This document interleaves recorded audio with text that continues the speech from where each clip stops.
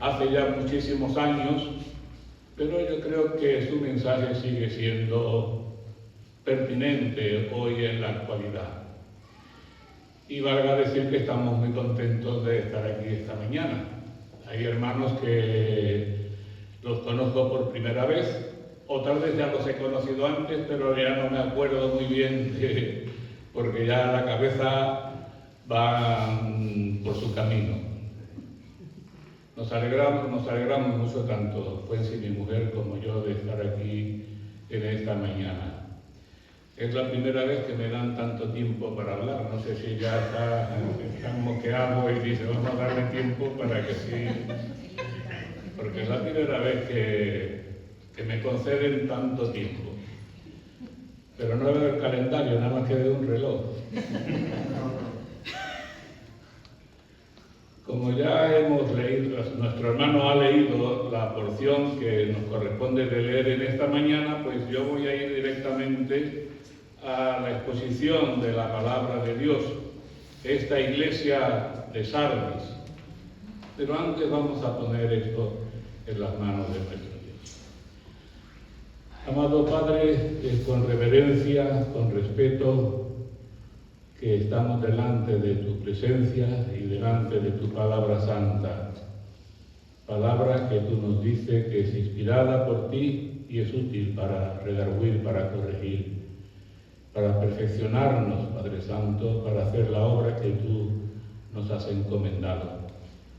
Te pedimos que en esta mañana tú nos puedas hablar por medio de ella, a cada uno en particular. Tú conoces nuestros corazones, tú conoces cuáles son nuestros puntos fuertes y cuáles son nuestros puntos débiles. Y, oh Señor, aplica tu palabra a cada necesidad. En el nombre de Cristo Jesús. Amén. Sardis fue una ciudad muy famosa por su riqueza pasada. Al rey Creso le llamaban el rey rico, era muy rico. Era casi como el rey Midas. El río que pasaba cerca de la ciudad era un río que llevaba bastantes posibilidades de oro, de manera que la ciudad no solamente era famosa, sino también era muy rica. Pero ahora cuando Juan escribe esta carta dictada por el Señor Jesucristo, en ese momento estaba en ruinas. A pesar de su ubicación defensiva, era una ciudad que se encontraba sobre un monte y tenía unas defensas naturales, tenía acantilados a su alrededor, de manera que era casi indestructible. Y precisamente por estar en esa ubicación tan favorable, es que habían bajado la guardia constantemente y 2 veces consecutivas, pasado un tiempo de una vez la otra. Primero Ciro la conquistó. ¿Cómo lo hizo? Pues Ciro daba una recompensa a aquel soldado que pudiera encontrar un punto débil por donde poderse introducir en la ciudad. Y entonces los soldados estaban atentos a ver por dónde podían encontrar esa debilidad en la ciudad. Y uno de los soldados, que no me acuerdo de su nombre, a veces no me acuerdo ni del mío, menos el de estos. Uno de estos soldados que estaba pendiente vio que a un soldado de la ciudad se le cayó su casco. Y ese casco fue rodando ladera abajo y el soldado bajó para recoger su casco. Y este soldado del ejército de Ciro estaba pendiente de eso. Y entonces buscó por dónde este soldado había bajado y había recuperado su casco. Y por ahí lideró un pelotón de soldados que abrieron las puertas de la ciudad y fue conquistada. Años después, de nuevo, le volvió a suceder lo mismo con uno de los generales de Alejandro Magno, Antíoco. También le volvió a suceder lo mismo, porque los soldados estaban durmiendo, no estaban velando, no estaban haciendo la guardia que debían de estar haciendo.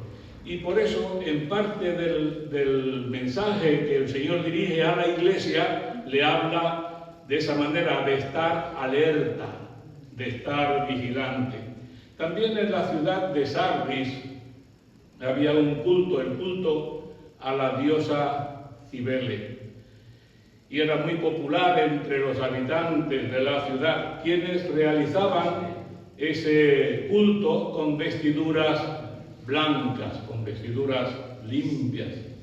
Sin embargo, estas prácticas culticas incluían orgías y comportamientos impuros, lo que representaba para la Iglesia en Sardis un desafío moral.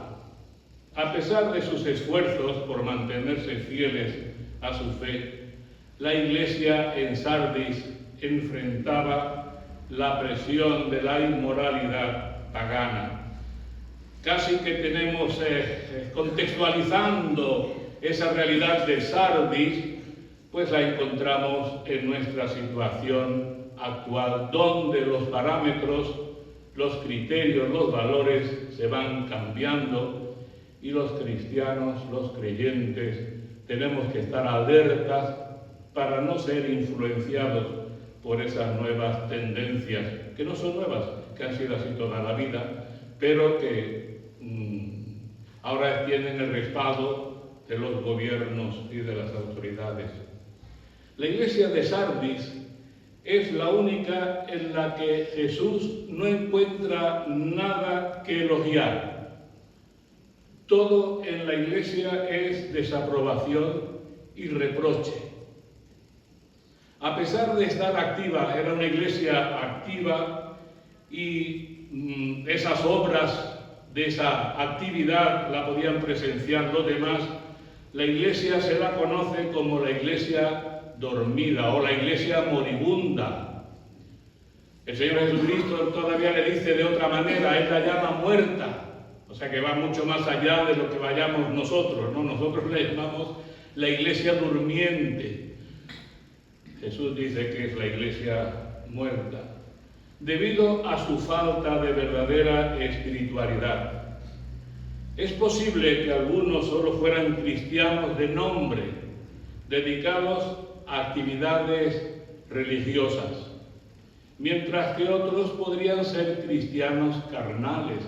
En las Escrituras nos hablan de tres tipos de personas.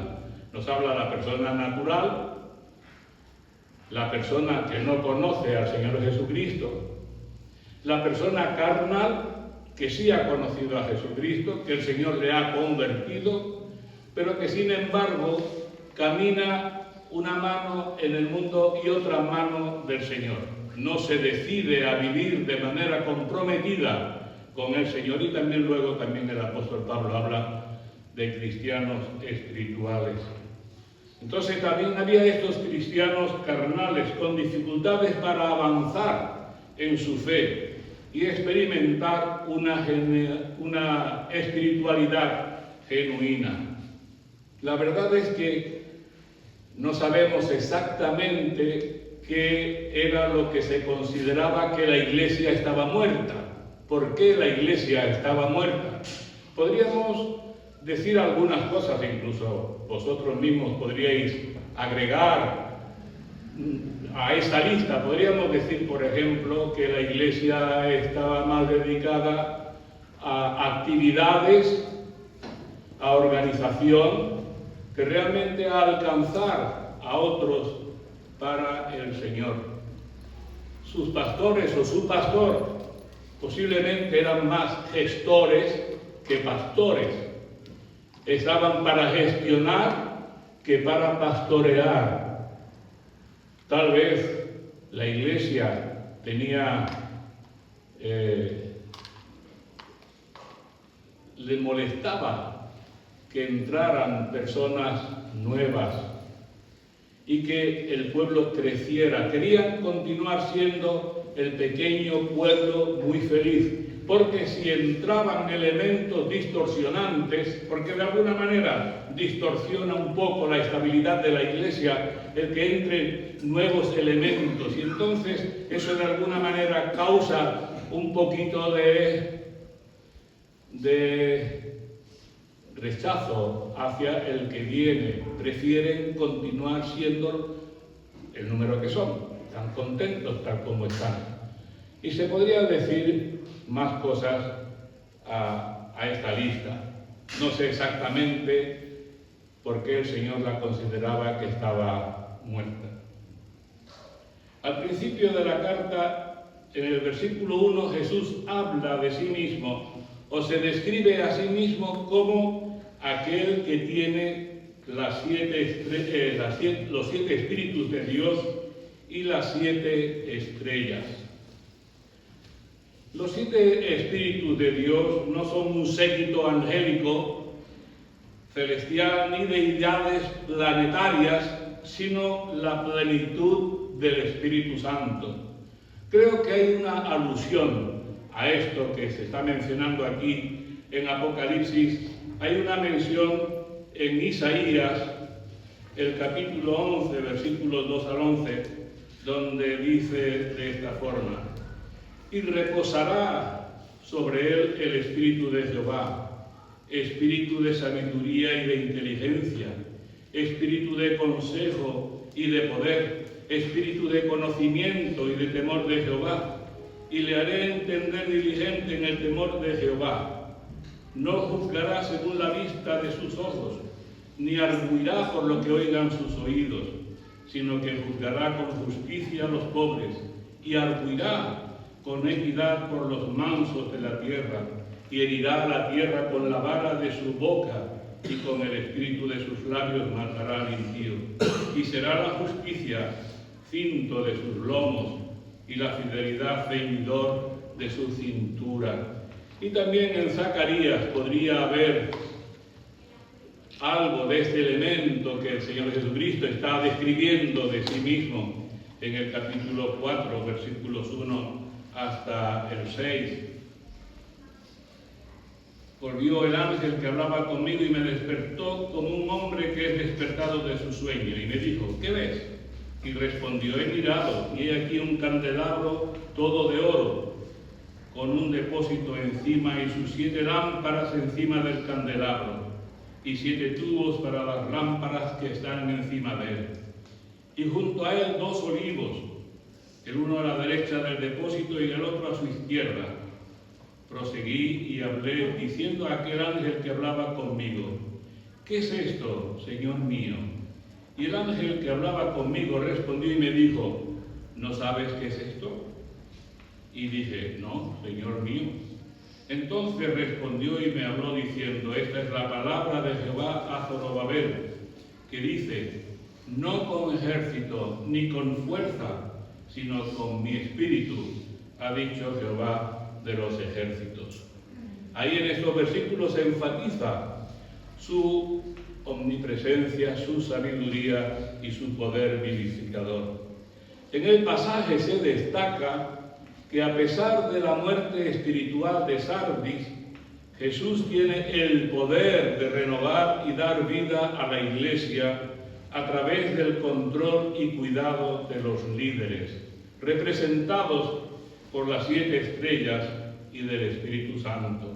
Ambos están en sus manos. Qué importante es reconocer esto, que la Iglesia es propiedad del Señor. Algunas veces hablamos de las iglesias como de fulanito, hablamos de la iglesia de fulanito para identificarla, ¿no? Y a veces se cae en el error de que la iglesia sea realmente de fulanito.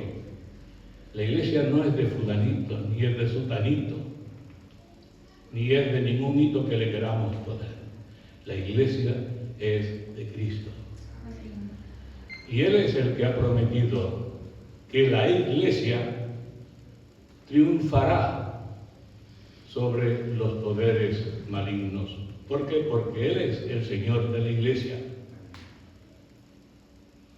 las puertas del Hades no prevalecerán, no serán vencedoras, porque Él es el Señor. Y Él tiene en su mano tanto a la Iglesia como a los responsables de la Iglesia.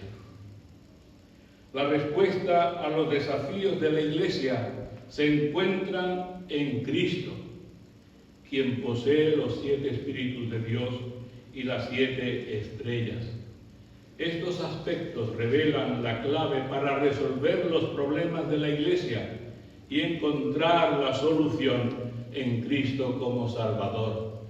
A veces estamos tan identificados con la Iglesia que creemos que la Iglesia soy yo o que la Iglesia me pertenece. Y algunas veces, incluso en las asambleas administrativas, hablamos casi como si fuéramos propietarios de la Iglesia.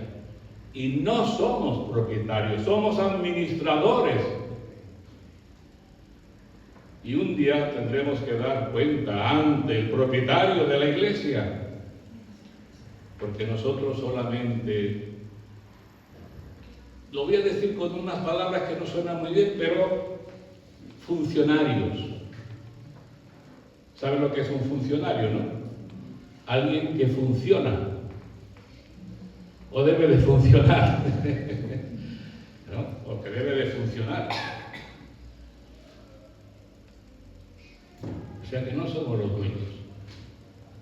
El versículo 1 comienza diciendo: yo conozco tus obras, que tienes nombre de que vives y estás muerto. La iglesia de Sardis tiene una reputación, es famosa, tiene fama.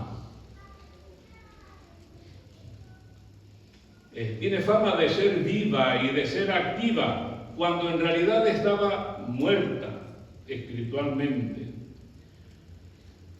Este contraste entre la apariencia externa y la realidad interna se repite a lo largo de las Escrituras. Posiblemente la iglesia tenía un buen local, seguro que tenía mejor que este, y mejor que el de Rosario Larga, y que el de cualquiera. A lo mejor tenían un pedazo de templo que era impresionante. No sabemos quién fue el que inició esa obra en Sardis. Posiblemente fuera el apóstol Pablo, ¿no? Por la influencia de Éfeso, que estaba muy cerca, ya que el apóstol Pablo pasó tanto tiempo en Éfeso. Posiblemente Sardis naciera en ese tiempo en que el apóstol Pablo estuvo en Sardis, pero no lo sabemos con certeza. Posiblemente su música y su canto era hermoso. Posiblemente sus actividades, varias siempre para adentro, pues atraía la atención de las demás iglesias que la rodeaban, de la Odisea, de Éfeso, de Esmirna, todas esas iglesias que estaban alrededor. Posiblemente estaban asombrados ante el desarrollo de esa iglesia. Pero el Señor conoce perfectamente los corazones. Y ese contraste entre lo externo y lo interno se repite a lo largo de las Escrituras. Por ejemplo, cuando Samuel, que Dios lo envía a ungir a David, y comienzan los hijos de Isaí a desfilar por delante de él ve al primero y enseguida Samuel dice: este es. Y el Señor le tiene que parar los pies y decirle: no, estás mirando nada más que la apariencia, pero yo miro el corazón. Yo miro lo que hay dentro del corazón, las intenciones, las motivaciones. A él no le podemos engañar. Tomemos también ejemplo de los grandes profetas del Antiguo Testamento del siglo VIII antes de Cristo. Profetas como Amós, Oseas, Miqueas, Isaías y los demás profetas constantemente reprendían a Israel por esta misma cosa. Tenemos un ejemplo en Isaías capítulo 29:13, donde dice: este pueblo se acerca a mí con su boca y con sus labios, me honra. Pero, estos peros en la Biblia son tremendos. son tremendos, porque puede servir para lo positivo como para lo negativo. En este caso era para descubrir que este pueblo, aunque lo honraba de labios, lo honraba de boquilla, su corazón estaba lejos de él. Y esto mismo que el Señor habló cuando Samuel fue a ungir a David y cuando el profeta Isaías dijo esto del pueblo de Israel, también Jesús lo decía de los fariseos. ¿Quiénes eran los fariseos? Los puros, los que se conocían las escrituras de pe a pa, los estrictos, los que no se contentaron únicamente con los 10 mandamientos, sino que ellos osadamente añadieron muchos más, muchísimos más. Bueno, pues estos señores que alardeaban de espiritualidad, estos señores que cargaban cargas sobre los demás que ni ellos mismos movían ni con un dedo, ellos mismos que en lugar de ser ministros de Dios, lo que hacían era cargar a las personas, agobiarlas. De ahí que Jesús decía: venid a mí todos los que estáis trabajados y cargados, y yo os haré descansar.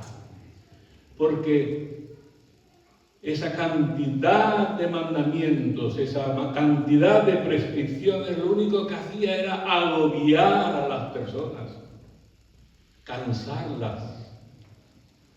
De ahí que Jesús invitara a que fueran a Él, que Él los iba a liberar de esa carga, de ese peso. Bueno, pues de estos señores que se dedicaban con el dedo a culpabilizar a todo el que se le ponía por delante, ¿qué les dijo Jesús? Pues lo mismo que le está diciendo a esta iglesia de Salta. Sepulcros blanqueados. Sois muy guapos por fuera, pero por dentro oléis mal, porque estáis podridos. Estáis podridos, tenéis fama, tenéis reputación, os ponéis en las esquinas a orar para que todos os vean. Cogéis los billetes de 500 euros y los ponéis así para que todo el mundo lo vea. Hoy es difícil encontrarlos, pero haylos los hay. ¿Quién los tiene? No lo sé. Estos eran los que se ponían en los mercados a orar para que todo el mundo lo viera. Espiritualmente muertos. Es importante que la fe y la vida cristiana vayan más allá de las apariencias y se basen en una verdadera relación con Dios. Tratemos de imaginar la situación. No conocemos exactamente los detalles de esta iglesia, como tampoco conocemos los de las otras. Pero creo que podemos tratar de poner algo de coherencia en nuestras mentes. Evidentemente era una iglesia muy conocida. Tienes nombre, tienes reputación, tienes fama. Esta iglesia se destacaba por no tener problemas de herejía, como por ejemplo lo tenía Pérgamo o lo tenía Tiatira. Estas iglesias sí tenían problemas de herejía, pero no Sardis. Era una iglesia ortodoxa, no era liberal. La herejía siempre es el producto de una mente inquisitiva. De hecho, puede ser señal de que una iglesia está viva. No digo que necesariamente lo esté, pero puede ser señal de que una iglesia esté viva, esté despierta, sea curiosa. Es preferible tener preocupaciones sinceras e intensas que una actitud ortodoxa por pereza mental, porque nos tragamos simplemente lo que otro digiere y nosotros mismos no somos capaces de examinar lo que se nos está diciendo. No es cuestión de especular de manera vana, sino es cuestión de interrogarse y de preguntarse. La reforma de Lutero fue una herejía para la Iglesia oficial. Lo mismo pasó con Calvino. Lo mismo pasó con tantos otros. Sardis no recibía ataques externos de paganos o judíos como la iglesia de Esmirna o la iglesia de Pérgamo o la iglesia de Filadelfia, que estaba recibiendo antagonismo por parte de la sociedad en la que estaba inmersa. Simplemente la iglesia no recibía ningún ataque externo. ¿Por qué? Porque estaba tan muerta que no valía la pena atacarla. ¿Para qué vamos a esforzarnos en detenerlos si ya están detenidos? ¿Para qué tomarnos la molestia de atacarlos cuando no merece la pena? Si ya están muertos. Una iglesia que no produce herejías está mentalmente muerta, al igual que una iglesia que no genera oposición está muerta en su testimonio de Cristo. Es importante que la iglesia se mantenga alerta y en constante crecimiento en lugar de caer en la complacencia y en la inacción, como había sucedido con la propia ciudad. Estaban tan seguros que ni se le pasó por la cabeza que le podían atacar. Todo era una exhibición externa. Engañó a la gente haciéndoles creer que eran auténticos, pero no lo eran. Como escribió Pablo a Timoteo en su segunda carta, dirán que aman y respetan a Dios, pero con su conducta demostrarán lo contrario. La iglesia de Sardis parecía estar viva, pero estaba realmente muerta. Existe una historia, en parte leyenda, que cuenta que el general ruso Grigori Alexandrovich Potemkin, no Pokémon, sino Potemkin, construyó un escenario falso de aldeas en Crimea cuando se anexionaron por primera vez Crimea, para impresionar a la zarina Catalina II durante su visita en 1787. Estas aldeas estaban compuestas por casas falsas, era una especie de Hollywood, o una especie de pueblo americano del oeste lejano en Almería. Casas falsas, árboles y jardines que eran habitadas por actores disfrazados de felices habitantes. Una vez que la zarina se marchaba, las aldeas se desmantelaban y se trasladaban a otros lugares para mantener la falsa. Cartón piedra. No sé si existía en aquel entonces, pero es de lo que se hacen los decorados hoy en día para las películas. La historia de Potemkin en Crimea ilustra este concepto de una fachada falsa para impresionar a otros. A pesar de la declaración de Jesús sobre la muerte de Sardis, la carta revela que había aún un remanente piadoso en la iglesia que vivía una vida santa y que no estaba contaminada. No todos estaban completamente muertos, gracias a Dios, que había al menos un remanente, había un grupo que por lo menos traslucía otra diferencia. Es importante recordar este detalle al estudiar la iglesia de Sardis. La carta a la iglesia de Sardis no es tan clara como parece ser. La afirmación de Jesús, estás muerto, era una generalización. Lo sabemos porque si leemos la carta con detenimiento descubrimos varias cosas. En el versículo 4, por ejemplo, en el versículo 4 de este capítulo 3, Jesús dice que había un remanente piadoso que permanecía fiel. En otras palabras, no estaba completamente muerta, porque al menos había un grupo. ¿Os acordáis de cuando Abraham recibió la visita de aquellos ángeles que iban camino de Sodoma y Gomorra? Y comenzó Abraham a interceder por ese grupo que posiblemente hubiera en Sodoma y en Gomorra, y le decían al Señor, vas a destruir. Si hubiera en esa ciudad 50 justos, ¿vas a acabar con ellos como con los demás? No. Y así iba Abraham bajando la cantidad, ¿no?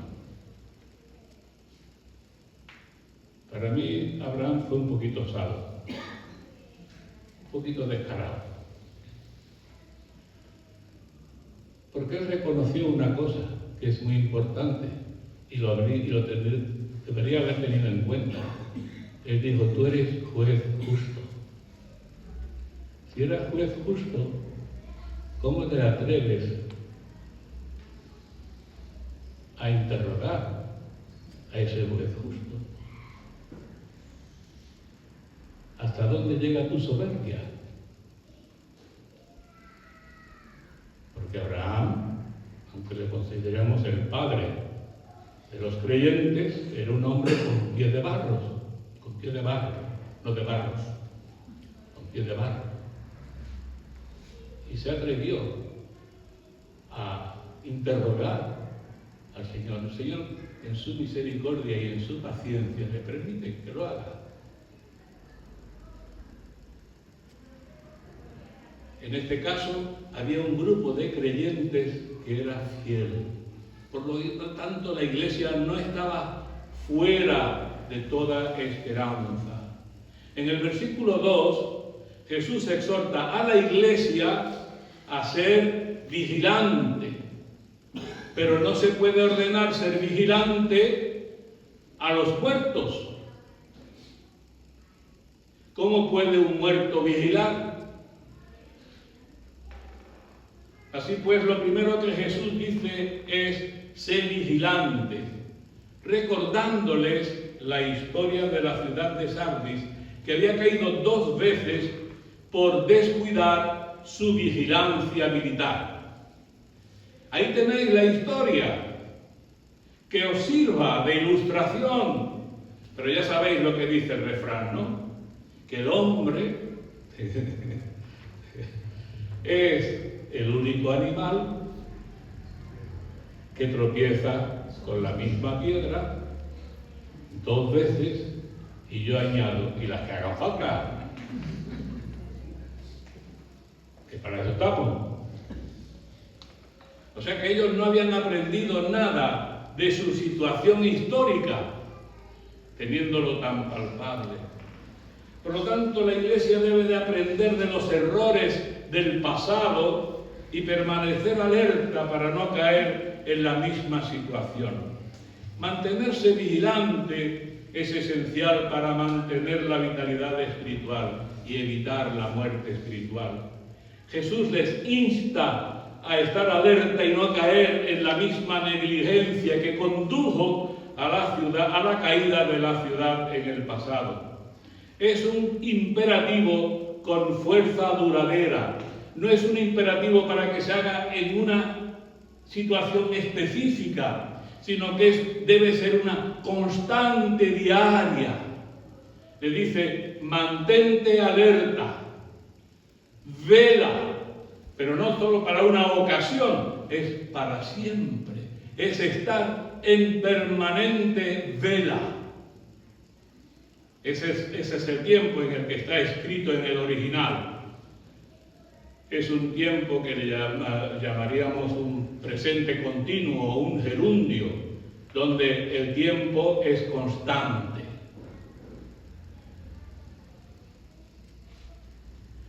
Esta admonición sugiere que la Iglesia aún no estaba completamente más allá de toda esperanza. No era demasiado tarde para despertar del letargo espiritual. Todavía quedaba un residuo de vida que podía ser revivido. Y así en el versículo 2, de nuevo les insta a afirmar las otras cosas que están para morir. Lo poco que queda hay que reafirmarlo, hay que reforzarlo, hay que fortalecerlo, hay que reconstruirlo. ¿Por qué? Porque estás a punto de morir. Específicamente Jesús les dice: no he hallado tus obras, las cuales yo conozco, completas delante de mi Dios. Aunque la cantidad de sus obras era deficiente, es más probable que la calidad de sus obras es lo que más faltaba. Había mucha obra, pero poca calidad en esas obras. Se habían contentado con un cristianismo mediocre, a medias, cómodo y conveniente. Ese cristianismo que dice: ¿qué podemos hacer? ¿Y qué vamos a hacer? Por ejemplo, frente a los desafíos que nos impone la sociedad en la actualidad. ¿Qué hacemos? Nos cruzamos de brazos. Los padres, cuando tienen que llevar a sus hijos al cole y cuando les van a impartir asignaturas, nos mantenemos calladitos para no espantar el ganado. Simplemente aceptamos cualquier cosa que nos digan. No vamos siquiera a cuestionar lo que se nos presenta. Simplemente vamos a continuar junto con el rebaño, continuando todos uno detrás de otro. O vamos por lo menos a alzar nuestra voz para decir que no estamos de acuerdo con eso. O simplemente nos dejamos llevar. La fe de la iglesia de Sardis no era radical, era casi invisible. Los perdidos entre los que vivían, trabajaban y oraban no veían nada diferente o único en ellos. No veían que hubiera una gran diferencia entre cómo vivían ellos y cómo vivían los cristianos. Si había que engañar, se engañaban. Si había que asumir premisas totalmente contrarias a las Escrituras, pues asumían. ¿Para qué despuntar?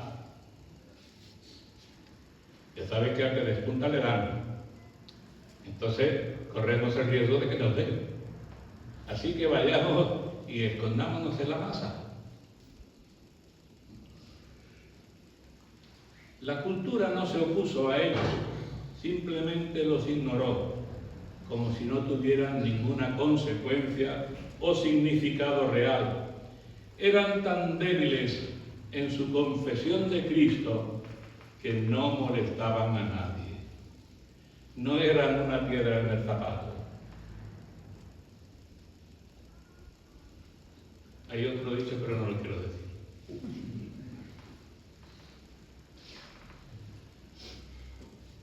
Acuérdate, pues, de lo que has recibido y oído, y guárdalo y arrepiéntete. Ahí está la clave. Acuérdate de lo que has recibido. Hay un versículo en el Antiguo Testamento donde Dios le dice al pueblo que se detenga. Hay una encrucijada, detente en el camino. Y piensa en lo pasado y luego enfoca el camino que vas a tomar. Qué importante es detenernos en el camino. Y si nos hemos desviado, reconsiderar si nos hemos desviado. Y si no nos hemos desviado, afirmar aquello que fue la base de nuestra fe. Mantén vivo tu recuerdo. No dejes nunca que se te olvide. Al igual que la iglesia de Éfeso, la iglesia de Efesios se olvidó de algo. No voy a hablar de Efesios porque ya habéis hablado, ¿no? No vamos a mezclar a los chivos con las cabras. No, pero os acordáis de lo que les digo, ¿no? Sí. ¿De qué se habían olvidado? El primer amor. El primer amor. ¿Y cuál era el primer amor? Valga la pregunta, aunque no estuve en ese punto, pero bueno. ¿Cuál fue el primer amor que se habían olvidado? Que sea Él el primero. O sea, no esa turbulencia, ¿no? que en el primer enamoramiento, ¿no? Ese enamoramiento que le dice el novio a la novia que si se casan no va a trabajar, por supuesto. Que lo sepa de antemano, que no es traición el que avisa. Y ella le dice, con solo mirarte me alimento. ¡Ay, qué romántico! Con solo mirarte me alimento. Se casaron. Iban pasando los días, iban pasando las semanas, y llega un momento en que la esposa le dice, fulano, a ver si te pones a trabajar. Y el fulano le dice, pero no dijiste que con solamente mirarme te alimentabas. Dice, sí, fulano, pero es que ya ni te veo.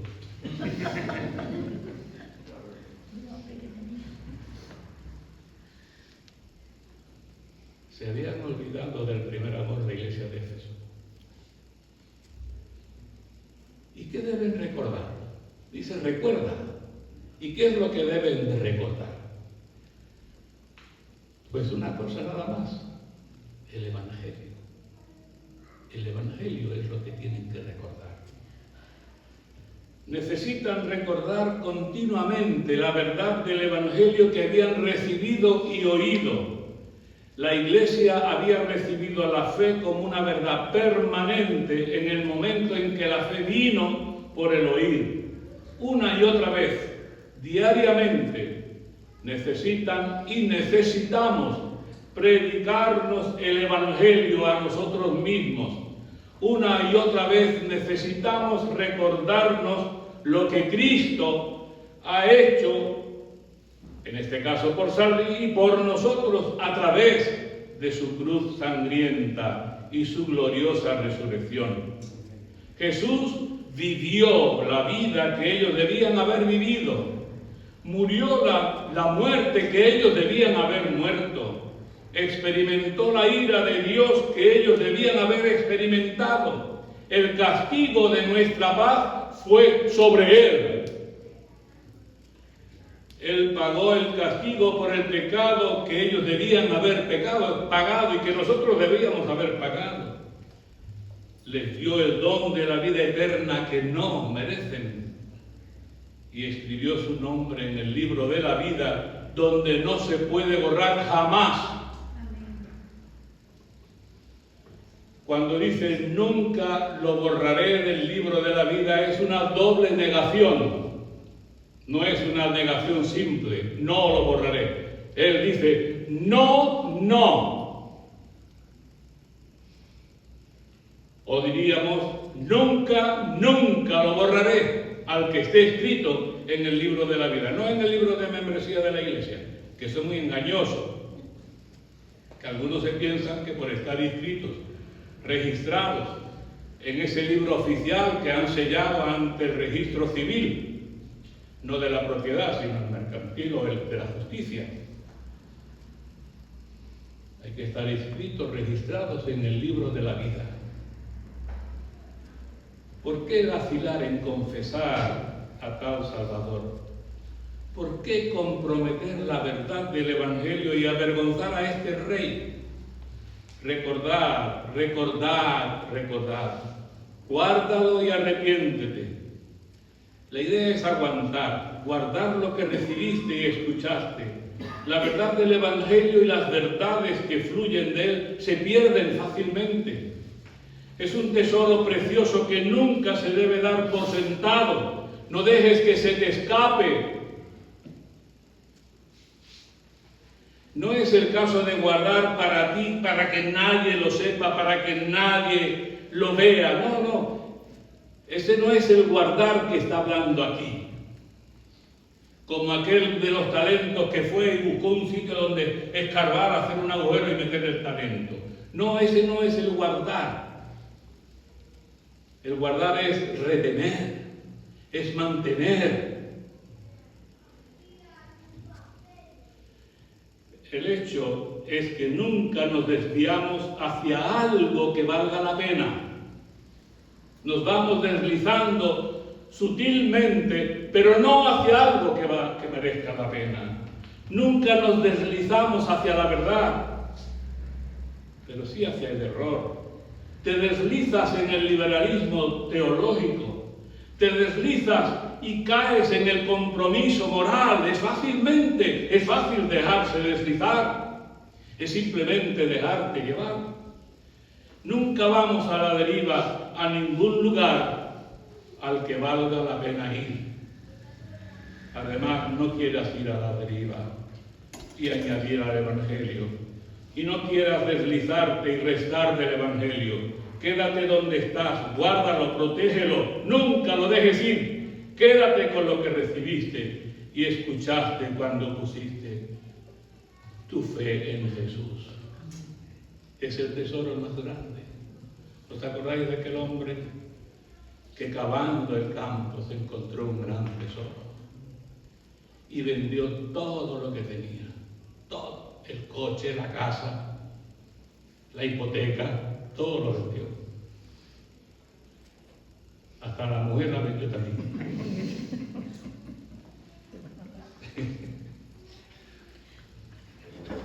Después voy a recibir la bronca. Ese hombre encontró el tesoro de su vida, como aquel otro comerciante que iba buscando la perla. La perla.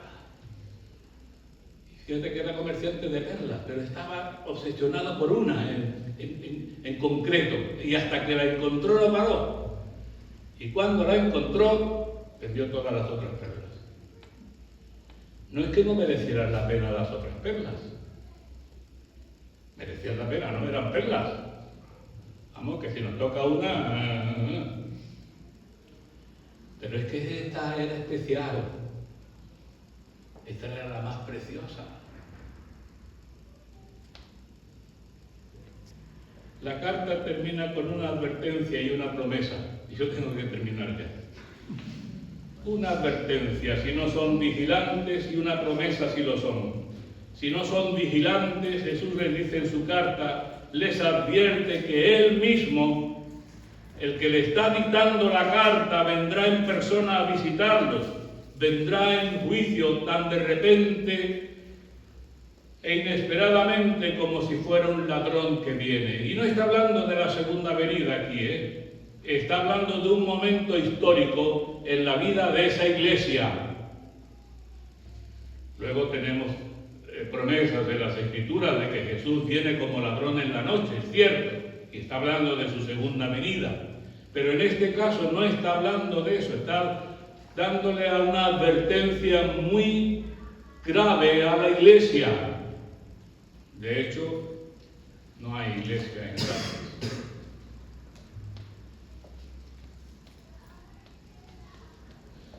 Y esa es la advertencia que se le da a cualquier iglesia que tiene reputación de estar viva, pero está muerta o moribunda. Y luego, si son vigilantes, se le darán 3 promesas bastante preciosas.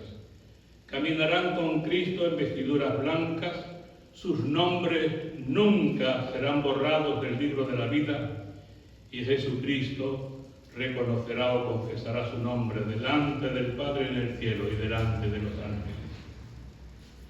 Todas las 7 cartas, sé que lo habréis notado, terminan con la misma frase altamente significativa. ¿Sabéis cuál es la frase que es recurrente para las 7? El que tiene oídos para oír, oiga. Qué curioso, ¿verdad? Que cuando el Señor envía a Isaías a predicar, le dice que va a ir a predicar un mensaje. ¿Y qué dice? Pero no te van a oír. Aquí a la iglesia le dice, si tienes oídos, escucha. Hay 3 verdades vitales en esta declaración sobre escuchar lo que el Espíritu dice a las iglesias.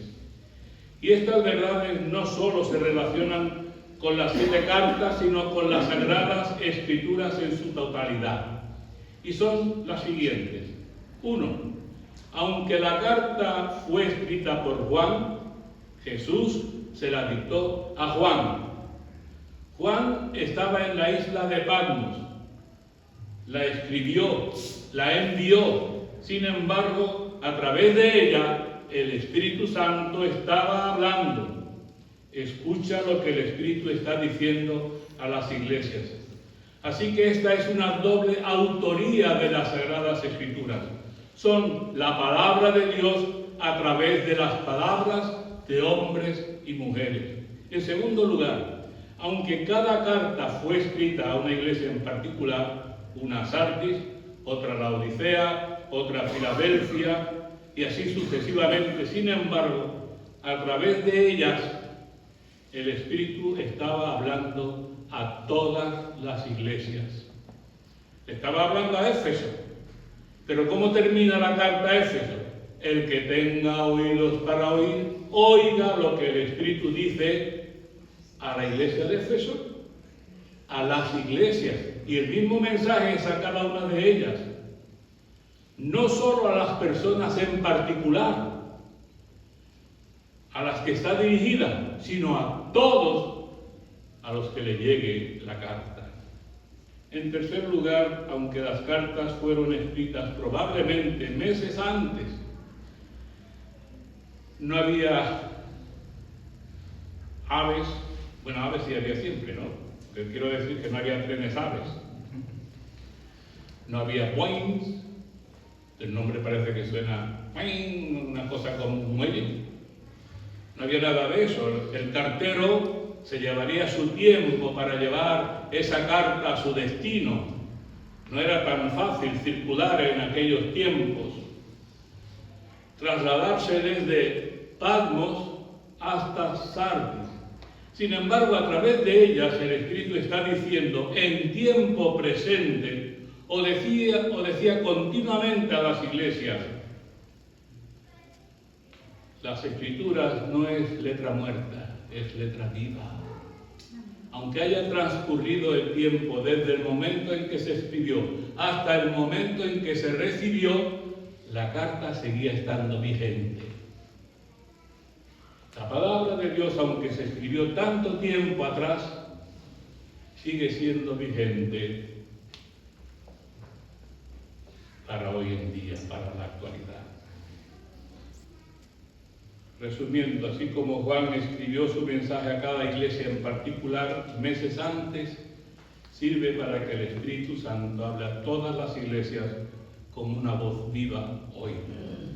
Del mismo modo que cada autor bíblico escribió hace siglos a lectores particulares, así el Espíritu Santo continúa hablando con una voz viva a toda la iglesia a través de la Escritura. Necesitamos acudir a las Escrituras todos los días con expectación.